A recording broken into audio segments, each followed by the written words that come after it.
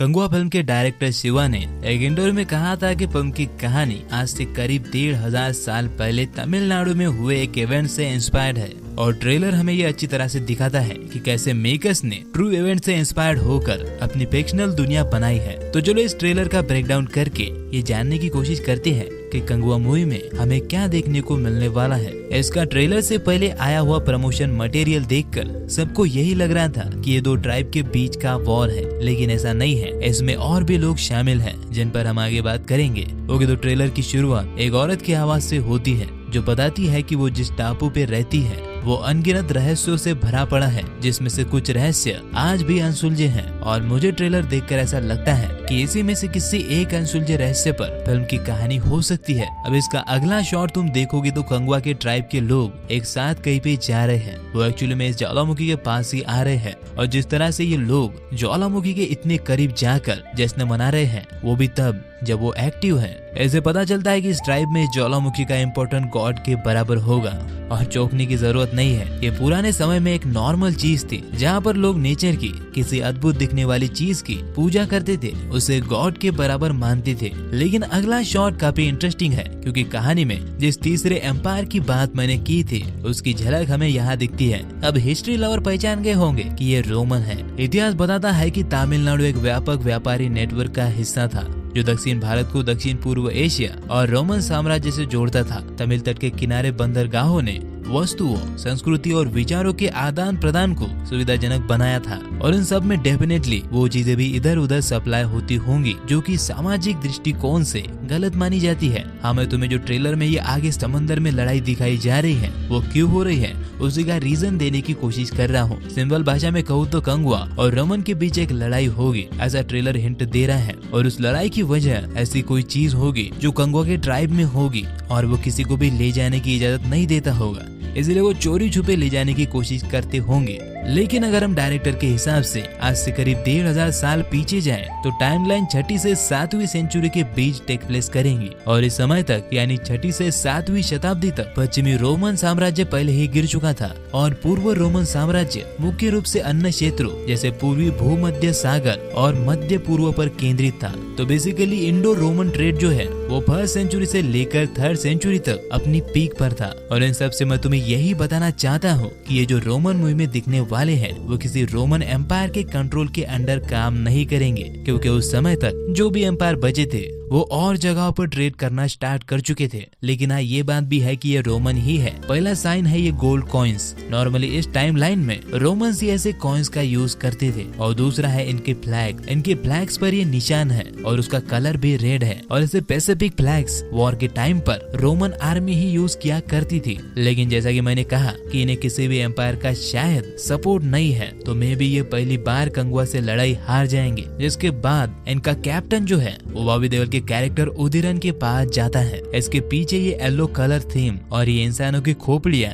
इस बात का सबूत है कि वो उदिरन के पास ही आया है। वैसे उदिरन और कंगुआ की ट्राइब में लड़ाई का रीजन क्लियर नहीं है। अगर तुम्हें पता है तो मुझे कमेंट में जरूर बताना। लेकिन दोनों एक दूसरे के खून के प्यासे हैं, तो शायद ये रोमन और उदिरन दोनों मिलकर कंगुआ के कबीले पे हमला करेंगे, क्योंकि दुश्मन का दुश्मन दोस्त होता है और इसलिए उदिरन इस रोमन कैप्टन की मदद जरूर करेगा। और तुम इस सीन में देख सकते हो कि उदिरन कंगुआ के ही इलाके में एक औरत को मार रहा है और ये आदमी भी उसी का लग रहा है। वैसे उसके अगले शॉट में अगर तुम देखोगे तो दो लोग एक बहुत ही ऊंची जगह पर चढ़ रहे हैं और इस सीन से पता चलता है कि उसमें से एक उदिरन है। ऊपर जाने के बाद हमें इस सीन में दिखता है कि उदिरन उस दूसरे इंसान को लात मार के नीचे गिरा देता है। तो ये सब क्या हो रहा है? अब देखो, जिस तरह से ये दोनों तलवार लेकर ऊपर जा रहे हैं और इस जगह को जिस तरह से बनाया गया है, मुझे ऐसा लगता है कि ये दोनों एक मुकाबले के लिए ऊपर जा रहे होंगे और इनमें से जो भी जीतेगा वही कबीले का सरदार बनेगा। दरअसल पुराने कबीलों में ये रीत काफी फेमस हुआ करती थी, जैसा हमने ब्लैक पैंथर में देखा था। और अगर तुम इन दोनों सीन को ध्यान से देखोगे तो उदिरन की एज में भी फर्क नजर आ रहा है। वो इस किले जैसी जगह पर चढ़ते हुए काफी यंग लग रहा है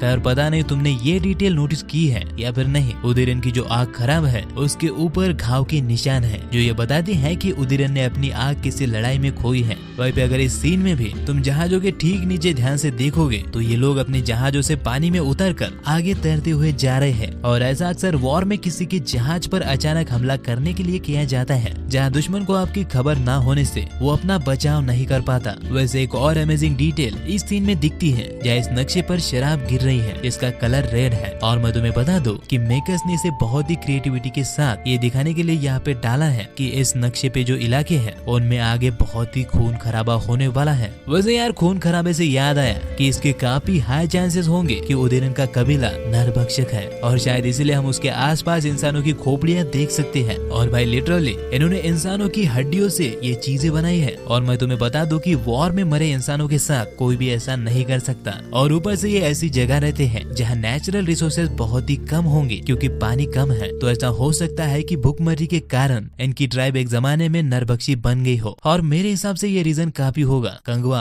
और उदयन के बीच में फाइट का। लेकिन कंगवा के ट्राइब की भी एक शॉकिंग चीज मैंने ट्रेलर में नोटिस की है, शायद उनके कबीले में कोई नाइलाज बीमारी है। क्या बोला तूने?